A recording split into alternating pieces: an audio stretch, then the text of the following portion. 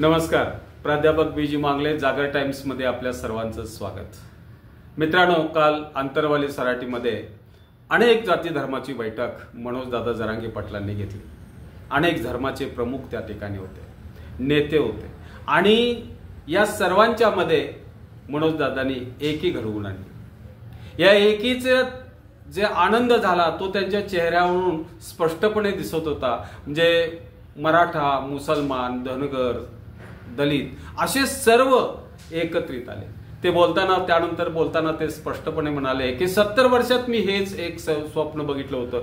गरीब, गरजू, ज्यांना गरज आहे अशी सगळी ही एकत्रित आली पाहिजेत आणि तीच सत्तेवरती बसली पाहिजे. हे माझं सुंदर स्वप्न कालच्या बैठकीतून साकार झालं असं ते म्हणतात. काय स्वप्न होतं मनोजदादा जरांगे पाटलांचं? मनोजदादा जरांगे पाटलांचं स्वप्न हेच आहे की गोरगरीब हा सत्तेत बसला पाहिजे, त्याचे प्रश्न सुटले पाहिजेत. त्याचे प्रमुख प्रश्न काय आहेत? मुळात त्याचा शिक्षण हा प्रमुख प्रश्न आहे. आजचं शिक्षण इतकं महाग झालंय की गोरगरिबाला ते परवडत नाही आणि ते घेण्यासाठी सत्तेची मदत पाहिजे. आरोग्याच्या सुविधा सर्वांना समान मिळाल्या पाहिजेत, त्या मोफत किंवा अत्यल्प दरात मिळाल्या पाहिजेत. शेतीचे प्रश्न प्रचंड मोठे आहेत. शेतकऱ्यांना त्यांच्या उत्पादनाला किंमत मिळत नाही. आज सुद्धा सोयाबीन अगदी 4000 रुपयाच्या दरम्यान विकला जातोय. 11 वर्षापूर्वीचा दर आजही सोयाबीनला मिळतोय. कापसाचीही तीच भूमी हे आहे, गत आहे. केंद्र शासनानं जाहीर केलेला जो भाव आहे त्याच्या कमी दरानं सुद्धा त्यांना विकावं लागतं. इतकी वाईट परिस्थिती आहे. कांद्याची तीच परिस्थिती आहे. तर अशा या सगळ्या शेतीच्या प्रश्नाला जर का चालना मिळायची असेल आणि शेतीचे प्रश्न सुटायचे असतील तर आपण एकत्रित मिळून ही सत्ता हस्तगत करणं आणि सत्तेवरती गोरगरिबाच्या हातात सत्तेच्या चाव्या गेल्या पाहिजेत हे दिसतं.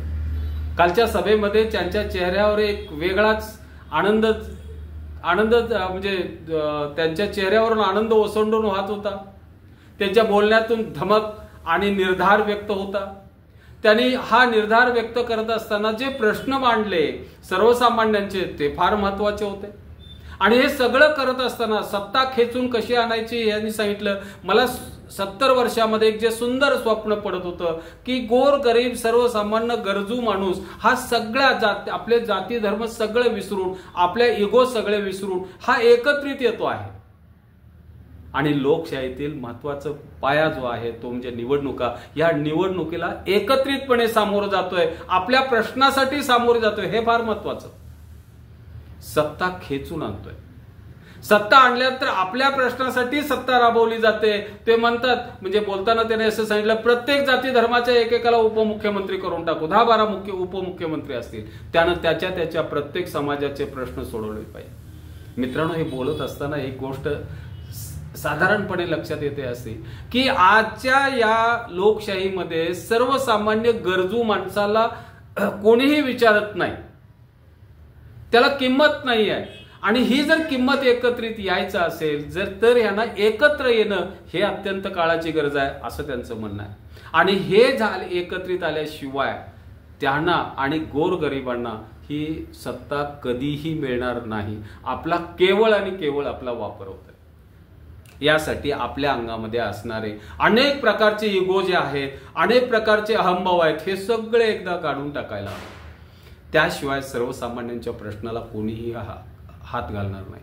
आरक्षण, आज आरक्षणाचा मुद्दा जो आहे, या आरक्षणाच्या मुद्द्यासाठी आपण मराठा समाजासाठी आरक्षण मागतोय, मुसलमान समाजासाठी आरक्षण मागतोय, अनेक धनगर समाजाच्या आरक्षणासाठी आरक्षण मागतोय. पण हे सगळं आरक्षण देवेंद्र फडणवीस नावाच्या उपमुख्यमंत्र्यांच्या हेकेखोरपणामुळे या समाजांना मिळालं नाही. त्यामुळं याच्याही पेक्षा वेगळं त्यांनी तर मराठा समाजाला खुन्नसच दिली.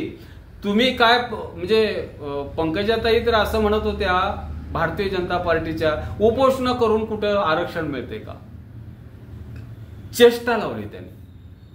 महात्मा गांधींच्या उपोषणाच्या मार्गाला त्यांनी चेष्टेचं स्वरूप दिलं असं सर्वजण म्हणणं आहे. मला असं म्हणायचं आहे, सगळ्यात महत्वाची गोष्ट अशी आहे, तुमची एकी हाच यशाचा खऱ्या अर्थानं मार्ग आहे. त्यामुळे मनोजदादा जे बोलतात की जे देवेंद्र फडणवीस साहेब ज्यांनी मराठा समाज आरक्षण मागतोय त्यांनी ओबीसी प्रवर्गातून 50%च्या आतील आम्ही ओबीसी आहोत, आम्ही कुणबी आहोत, शेतकरी हा कष्टकरी कुणबी आहे आणि कुणबी म्हणून त्याला प्रमाणपत्र म्हणून त्याचा ओबीसी समावेश झाला पाहिजे, ही मागणी असताना फडणवीस साहेब की 50%च्या वरील एससीबीसीचं आरक्षण देतात आणि ते किती योग्य आहे हे सारखं समजावून सांगायचा प्रयत्न करतात, दोन समाजामध्ये भांडणं लावतात. अशा पद्धतीचे देवेंद्र फडणवीस जे आहेत यांच्या पक्षाला आणि त्यांना राजकारणातून काढून टाकलं पाहिजे, त्यांना संपवलं पाहिजेत, राजकारणात त्यांना ठेवून चालणार नाही, त्याशिवाय या गोरगरीब समाजाचे प्रश्न सगळे सुटणार नाहीत असं दादांचं मत आहे आणि मला वाटतं ते बरोबर. भारतीय जनता पार्टीला या वेळेला आपल्याला भुईसपाट करावं लागेल. ज्यांनी मराठा समाजाला खुन्नस दिली, ज्यांनी धनगर समाजाला फसवलं, ज्यांनी मुसलमान समाजाला फसवलं, ह्या सर्वांनी एकत्रित येऊन गोरगरीब ह्या सर्वांनी एकत्रित आलं पाहिजे. मित्रो, प्रस्थापितांचे आणि आपले प्रश्न वेगळे आहेत. प्रत्येक समाजातला प्रस्थापित हा वेगळा आहे, त्याचे प्रश्न वेगळे आहेत. त्यासाठी दादा म्हणतात गोरगरिबांनी सगळ्यांनी एकत्रित यायला पाहिजे, तेव्हाच हा सगळा जो आपला जो उद्देश आहे हा उद्देश सगळ्यांचा असेल. आणि मग जर एकी आली, आपण जर एकत्रित आलो, एका कुठल्याही समाजावरती राजकारणात निवडणुका जिंकता येणार नाहीत. त्यासाठी आपल्या सगळ्यांची एकी, जाणीवपूर्वक आपल्या सगळ्यांना काही जण असे विभक्त ठेवायचा प्रयत्न करतायत, हे सगळं विसरून जा. आणि हे विभक्त जे ते ठेवायचा प्रयत्न करतात त्यांच्या तलावर आपण आपसुक नाचायला लागतो, त्यांना आनंद होतो, मनातून गुदगुल्या होत असतात.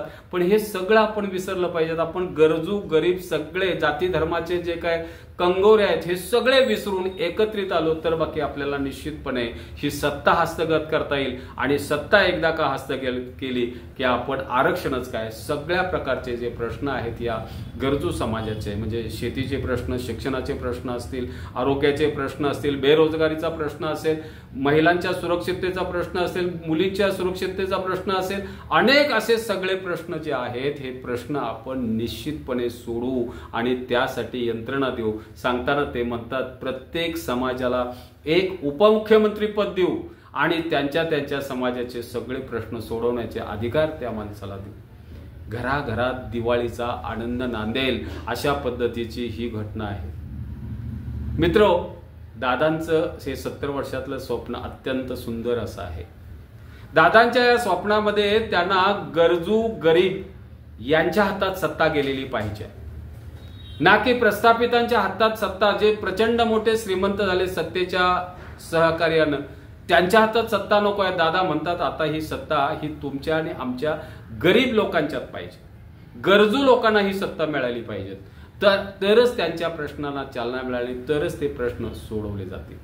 मित्रो, मला तुम्हाला आजचा हा जो व्हिडिओ आहे हा व्हिडिओ थोडासा दादांनी काल भावनिक स्वरूपात घेतला, त्यामुळं तुम्हाला मी असं म्हणेन की आजच्या व्हिडिओवरती आवर्जून कमेंट करा, लाईक, शेअर आणि सबस्क्राईब करा. धन्यवाद.